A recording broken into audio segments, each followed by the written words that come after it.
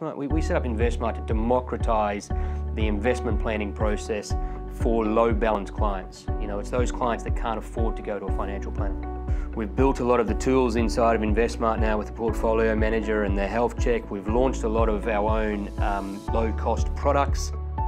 If you're disciplined and you diversify your portfolio and listen to some of the experts that we have on our services telling you about what to do and what not to do, then I think you can easily reach your investment goals over time.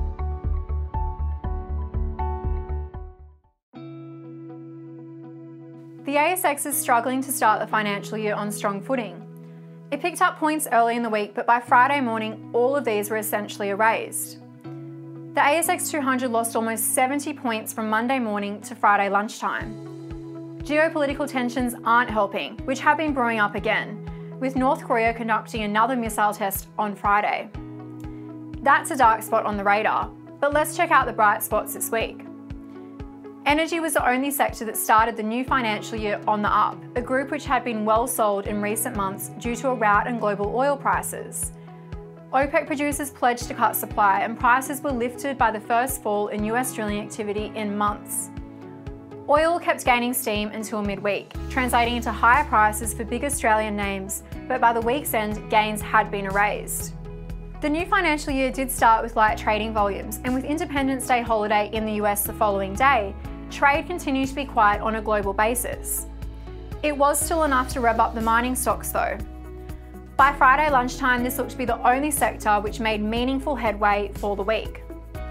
It also happened to be the best performing sector of last financial year by an absolute mile, so it seems investors are confident it can keep steaming ahead.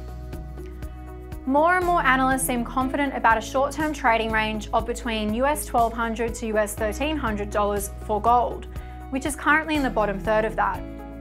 Then there's iron ore, which has recently entered a bull market, although it is coming off a very low base. Flicking the switch or not, there's nothing like a cash rate decision to move the market. The Reserve Bank left the official cash rate unchanged at Tuesday's meeting. No news was good news or exceptional news for the index, which went on to enjoy its best performance of the year. Stronger than expected retail sales propped up sensitive consumer stocks too, but that didn't last for long. Then there was a slew of mixed views on the Reserve Bank's dovishness, with the European Central Bank, the Federal Reserve and other central banks far more hawkish. Some analysts are playing devil's advocate.